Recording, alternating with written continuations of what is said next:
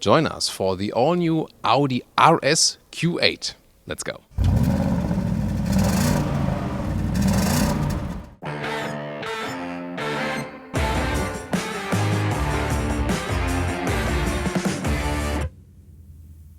In the front, we can see this big mask here around the grille. The normal Q8 already looks sporty. This one here even sportier with the accentuations in the lower part, bigger air intakes and so on. And this mask is in carbon fiber. This is one of 3 design packages. You can either get a standard one with the gray, then optional is carbon, or you can also get a shiny black frame, so you can just pick them.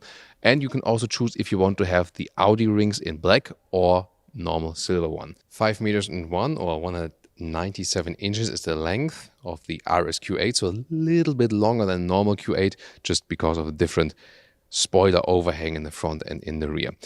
This color here, by the way, today is called Java Green, probably referring to the jungle. Then we have this carbon package here where we also have those caps for the mirrors. 22-inch wheels would be standard for the RSQ8. Those ones are the optional 23-inch. I mean, it gets bigger and bigger and bigger and bigger. I'm not sure if they want to stop at some point. Of course, you do lose some comfort here when you go for a bigger wheel size because you have less tire left. But overall, you still have the adaptive air suspension as standard. It varies about 9 centimeters up and down depending on the off-road setting or the faster setting when you drive faster and have it in normal niveau or then the sports niveau. So you can vary it from the inside as well, and the car also does something automatically. What other technology highlights are there? Well, there's the rear axle steering, which is standard for this one here, the RSQ8. 5 degrees steering in the opposite direction as the front wheels to make it more agile, reducing the turning circle to about a meter reduction of turning circle, and 1.5 degrees in the same direction when you drive at some higher speeds. Optional, you can also get the anti-tilt control, so basically works against the tilting of the car, and also a sports differential for the rear. In the rear, the Q8 has this light strip going all over the vehicle, stressing the width. Here with this carbon package, this one here is carbon fiber, and also the lower part, black Audi rings again, you can pick those. And then the lower part here with the big diffuser for the RS model together with a special exhaust.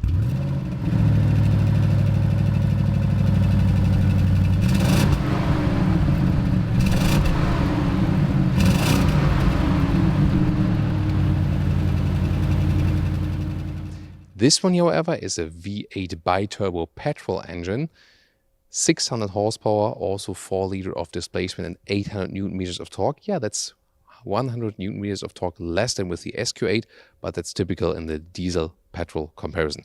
This one here needs 3.8 seconds to 100 kilometers or 62 miles an hour, and that's pretty massive. Also, if you take a look at the competitors, for example, a Porsche Cayenne Turbo is actually approximately in the same range, even 0.1 seconds slower than this one. So massive power. Yeah, above that would be only the Lamborghini probably, but you know that this one is probably, almost the same vehicle. They use the same platform, and Lamborghini gets all the parts from Audi. RSQ8 entry badge in the lower part, also together with RS floor mats, like those details. And then there's the Alcantara steering wheel. So my favorite piece of this vehicle, delivers a good grip and also is a contrast definitely to the rest of the seat layout. In general, you can get a base sport seat, as we know it also from the SQ8, then with Alcantara on the middle parts. They already have some accentuated shoulders. This one here is the optional RS sport seats with integrated head restraint. And this is all from animal skin. Audi claims to be a more sustainable company now, but things like those show that they clearly are not. They have not understand what's going on in 2019. So, and then the rest, you can see there's ambient lighting, already a little bit bright today here, but there will be nice ambient lighting at night where you can also switch the colors.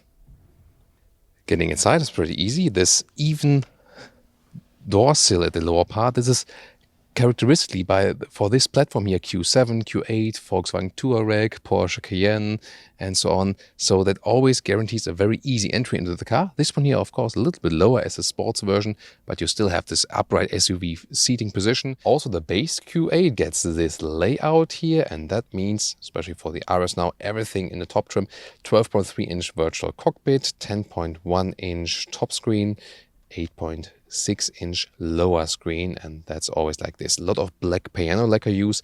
This collects a lot of fingerprints, so you always have to clean with a microfiber towel. Then you can look at this steering wheel right there. There's a new RS mode button, and exclusive for this car. So when you press this one, you can actually change the virtual cockpit to a special view. It changes also a lot of other characteristics. I'll soon show you what those are in this screen right there. Then the automatic shifting gear is like this. You pull it backwards to put in a gear. Well, buttons, there's this button left here on the right side for the volume. There's this camera mode button. This is pretty cool. Also offers a 3D view around the camera. And then if you are in the drive select, dynamic mode makes the car stiffer, then also puts down the suspension, and then you have those special RS gauges right there. There it is. And then you can change everything: drive system, suspension, steering, engine sound, sport differential if you have it. And that is possible for 2 RS modes, RS1 and RS2. And then you can press it on the steering wheel and directly access it to be even more flexible as for that. In the lower part, you control the AC unit, but doing that while driving is somewhat dangerous. You have to look down, and you can do it like this or just press them. But, you know, I prefer to have a real knob then for that still. However, you can also control it with the voice. Set temperature to 21 degrees. I'll increase the temperature to 21 degrees. So that does work. Maybe that's a solution to that while driving. And then the seat heating control is also right here. And the drive select, yeah, you know, that's placed below here. Also not so easy to access it while driving. But then again, you have here the RS button at the steering wheel. So that's a solution, at least here for the RSQ8.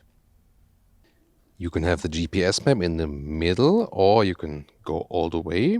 So from left to right, that's pretty cool, and the best use of those virtual instruments. And interesting is also, this is the normal view then, you can have those RS mode buttons, and then it changes to this RPM view. This is then the first one, and the second one is also available. Then you have, the lowering down is activated for the second RS mode at the moment. So you can set that one. Not sure if you've seen it on camera, but the car drops down at the moment. Yeah, so funny live experience here on Autogefuehl. Getting inside, very interesting that this one here is the lowest position of the rear window. And the advantage of those SUVs here, Q8, Q7 and so on, is you have more legroom at the same length. For example, A6, A7 and so on. So sedans and Avants, here there's plenty of legroom left. So let's open the hatch, and this is about 605 liters. So very well usable. You're of course limited a little bit in height here if you compare it to a Q7, but that's about it. You can see here this top part automatically comes up when you open it. But then again, see here when you close it, it doesn't come down again. So that's better with the Avant, for example, of the Audi A6. Then here in width is about a meter in the lower part and a little bit wider in the upper part. And now to the conclusion for today with the Audi RSQ8. What have they done in the exterior? Of course, making it more aggressive, typical for an RS model. But since the Audi Q8 in the base version is already quite aggressive, it's not the biggest difference as probably with other vehicles. But definitely still works in the styling. Of course, you don't have to pick the green color. You can also pick a just more normal one. Then on the interior, great build quality.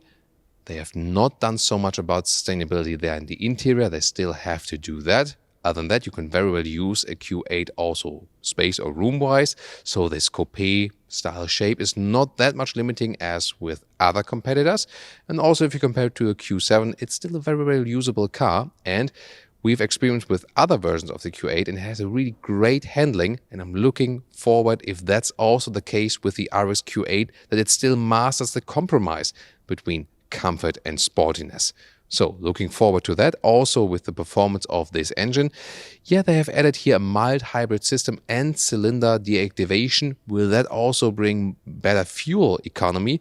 We'll see about that. We will both test the performance side, but of course also the fuel economy side when we are able to drive this very vehicle. What do you think overall about this one here? It definitely makes more sense than the Lamborghini. That's for sure. Also price-wise. But of course, if you compare it to a base Q8, it will be way more expensive. And I think still that the Q8 with the 3-liter TFSI is still also a very good choice and definitely better in price performance. Thank you so much for tuning in today, and also stay tuned for the driving review of this one. And we will also link some more interesting videos in the video description and in the comments. Please subscribe if you haven't done so far. See you next time.